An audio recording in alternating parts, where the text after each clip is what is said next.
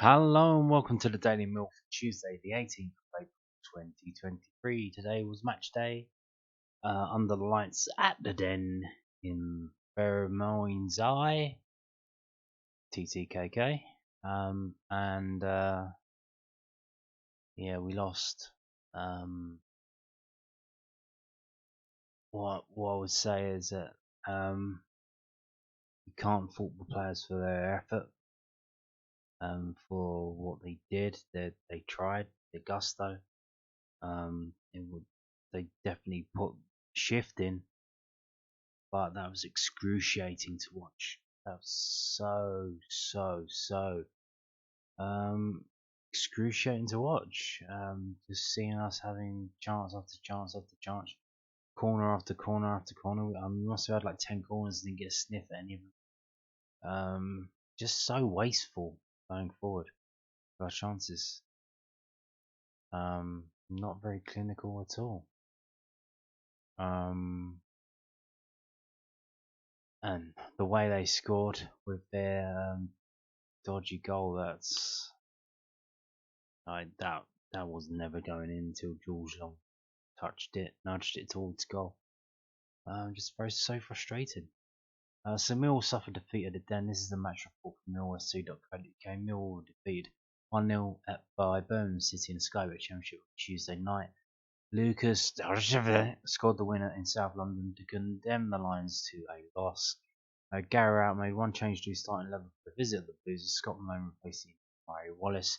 Adam Stiles, meanwhile, made a return to the squad for the first time since January as he took a place among the substitutes. The Lions almost got themselves into trouble in the early stages. They were robbed of possession in their own half. Sean Hutchinson was fouled in the penalty area and the attack came to an end. Chong then managed to outpace Jake Cooper, but he tumbled too easily, with referee Dean Whitestone waving away any protest. Millwall mustered their first attack of the game following that, but after forcing a corner kick, Andreas Vogelsammer's delivery was put behind by George Saville.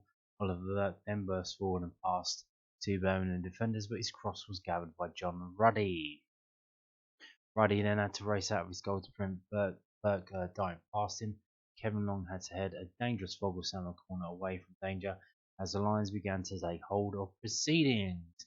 Arida Kadra's lob from 25 yards out and George Long racing back to tip over his crossbar 21 on the clock. 7 minutes later, Birmingham were in front after the Blues walked the ball down Mill's right hand side. Judge was able to squeeze the ball past Long from the tightest of angles to open the scoring. Ruddy tips his Zion Fleming free kick over the crossbar as the Lions looked to get back into the game before half time, with Cooper then firing wide from the edge of the box on 36 minutes. The defender then found the space at the back post to nod towards goal with 3 minutes to play, but he headed the wrong side of Neil Heffer's onto Ruddy's post. In the first 5 minutes of stoppage time, Burke cut the ball back to Fleming, who was waiting on the penalty spot, but the Dutchman failed to get a shot away and was crowded out by the Birmingham defence. The Lions were almost caught napping at the beginning of the second half as Kadra ghosted in to strike from 20 yards out. His shot looped up off the boot of Cooper and had to be tipped away by Long. Vogelsammer turned his marker, struck towards goal shortly after, but he picked out dive of Etheridge, with the German then crossing Fleming, but he headed at the keeper. Billy Mitchell did brilliantly to win back possession on Mill's right as the hour mark approached, but as he crossed, neither Tom Bradshaw nor Saville were able to force the ball home from inside the 6-yard box. Etheridge then extended it himself to save a goal-bound effort behind. Maloney then bending an attempt just wide of the far post as Millwall were on top. Ball over the top was almost brought down by Vogelsammer with 73 minutes on the clock. The Germans' attempts were in vain as Etheridge gathered. Birmingham's stance of running down the clock was becoming all the more frustrating the closer it got to the end of the game. With 8 minutes remaining, it looked as though Millwall had made a breakthrough, but after Stiles' shot from distance was spilled, Etheridge was able to get back up and save the rebound from Bradshaw. The role of the Dutchman manager saw Romain SM Mason better thrown on, but it was the visitors who could have sealed Mill's fate on 88 minutes. As a 2-on-1 situation ensued, Long Hutchinson, however, had the danger covered. Despite that, the Lions could muster no more chances and suffered a home defeat. And the team was as follows: Long McNamara, Hutchinson, Cooper, Malone, Mitchell, Saville, Burke, Fleming, and Vogelsammer and Bradshaw. The subs were Styles on for Saville on the 75th minute, SA on for Burke on the 84th minute, Watmore on for Vogelsammer on the 75th minute, and Mason Bennett on for Bradshaw in the 84th minute. The unused substitutes were Biakovsky, Shackleton, and Evans. And that was played in front of a crowd of 13,311 977 away fans in attendance. So moving on to this from SouthwarkNews.co.uk, it's their match report. We're not going to read that because I've just read a match report. We're actually going to jump down to the bottom and look at the takeaways.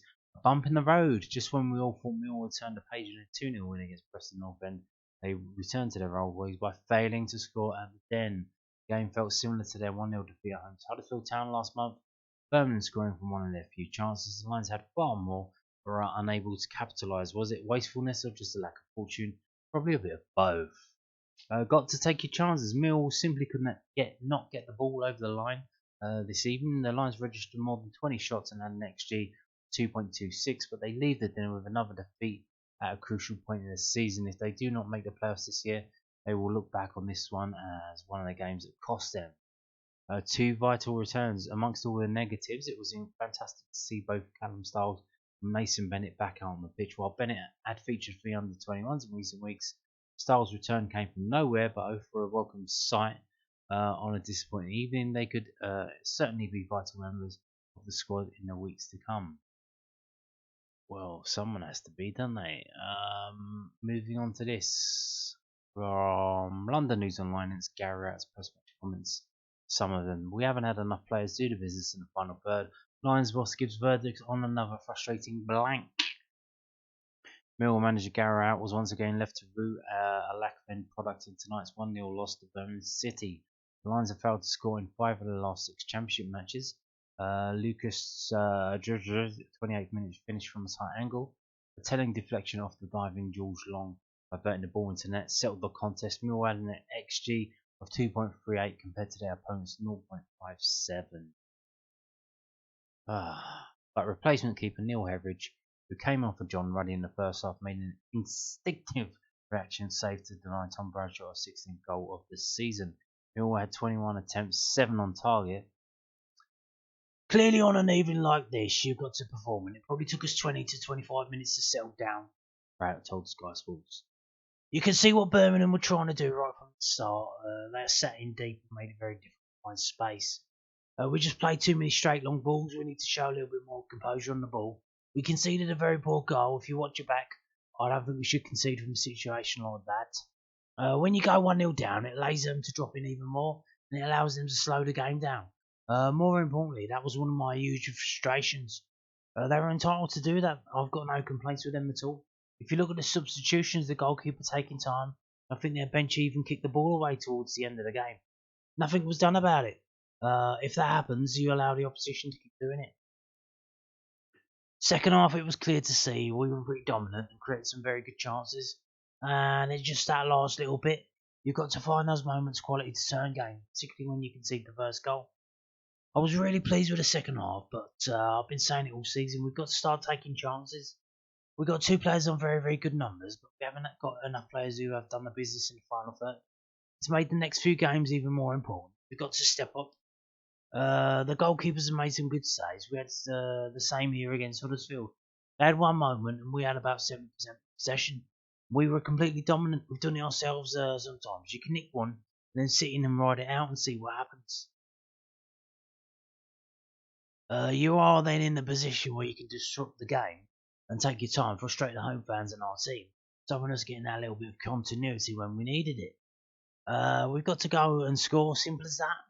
This stage of the season, goals are massive. We haven't scored before Saturday in 3 or 4 games, and tonight was disappointing. We didn't score again. As a manager, I don't want to ruin players' confidence, but you've got to score goals from all avenues in this division. We've got players with ability, players who've got into good positions tonight, players who can score goals. I see it every day in training. It's got to come out now. That's the hardest bit, isn't it? The players have worked so hard to get to this point. And they'll be feeling a night like tonight and be frustrated with it. All you can do is work the next game and make sure you put some of the things that we didn't do so well a little bit better and be more clinical. Millwall 5th, but can be caught by West Bromwich Albion, Coventry, and Blackburn, who they host on the final day. They were to win their matches in hand. I don't think there's an easy way to get in the top 6 for us, said Rat. Everybody looks at the game tonight and thinks we'll just roll over Birmingham and then happy days. The championship doesn't work like that. You've got to work really hard for the points. There are teams around us with quality in those forward areas and the ability to win games. So we have to expect teams are going to go and get results. It's up to us to take care of our own side of it. We did it in the first 25 minutes today. We've got to go places like Wigan and get results. But if we think they're going to be easy, we need to think again. We've got to earn it and win games to earn it. We'll keep trying. The performance second half was very good. We've got to play with that sort of confidence and composure at the start of the game. The performance in the second half was good because Birmingham was sitting back. They put 11 men behind the ball and just said, okay, go for it. So it was good in the fact that you had all of the ball and you were passing it around and you were having shot after shot after shot. But it was bad because you had lots of shots, none of which were on target, or more or less.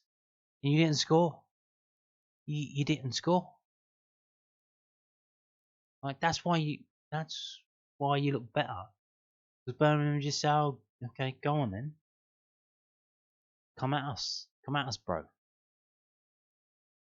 Anyway, so I'm sure we're gonna have more post-match comments in tomorrow's newspapers, which I'll bring you in tomorrow's video.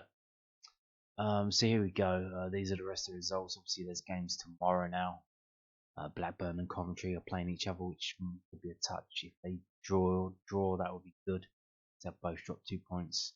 Norwich are playing QPR. That Norwich are guaranteed 100% to win that. Sticking a mortgage on it? No, don't do that. That's not betting advice. Yeah. Who else? Preston and Swansea.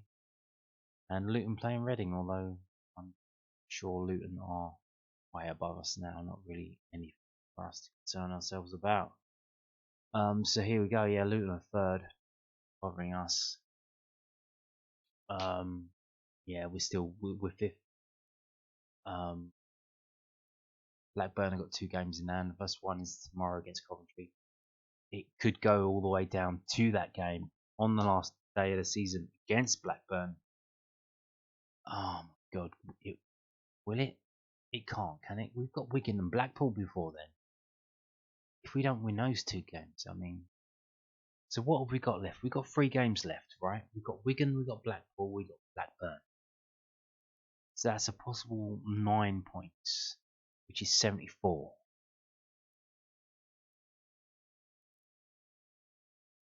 I think we might have to beat Blackburn, to be honest with you.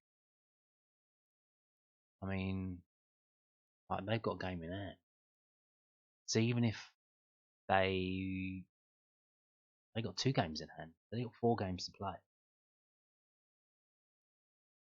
So they got 12 points to play. Oh, and it's only a 2-point gap. Oh God, it's gonna go down to that last game.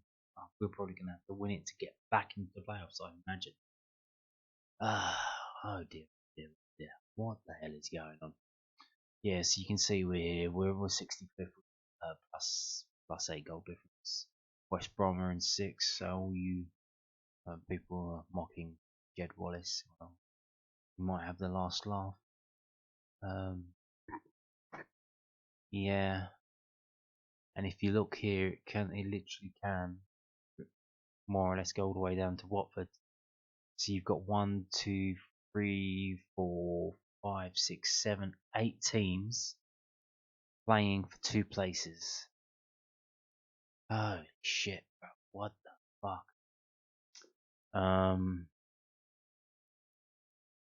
We just have to see what happens tomorrow. And Wigan playing tomorrow? Did they play today? So obviously our next game is at Wigan on Saturday. Wigan they played today. They beat Stoke. Oh dear. So yeah, they might be at the bottom, but they're not shit. They can still win games. Oh dear, oh dear, oh dear. What is happening? What is happening? Anyway, moving on to this. The under 21s played today. I told you all about it. They secured a solid Sheffield point. This is from millwfc.co.uk. Mill under 21s drew 1-1 with Sheffield United, Professional Development League, on Tuesday afternoon. In a battle of top spot in both northern and southern sections, Seb Dross gave Kevin Nugent's side an early lead. Antoine Hackford, however, equalised on the blade shortly before half-time to ensure a share of the spoils. As a result of the draw and results elsewhere, Mill now need just 1 point from their final 3 matches to be assured of a place in the PDL playoffs.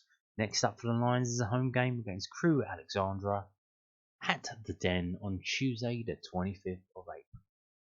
And the team for that game today was Wright, Walker, Adamalaki, Stevenson, Vid, Ockley, Lawson, Allen, Leahy, Boateng, Drozd. The subs were Smith, Stevenson at half-time, and Abdul Malik returning from injury for Boateng on the 77th minute. And the subs not used were Cotton, George Evans, not that one, and Baker. So there you go. And that leaves the table for them looking like this: 52 points top of the table, 2 points ahead of Bristol, though again they have a game in hand. And in terms of, they're 12 points ahead of Swansea, so they literally do need just 1 more point. So there you go. And on that note, thank you for watching, and goodbye.